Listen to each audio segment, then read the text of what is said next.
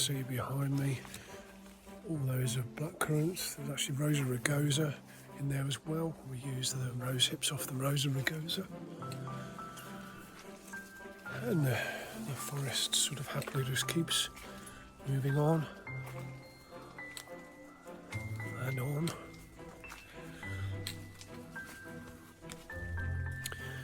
Yeah, there are large sections here that we devoted to roses.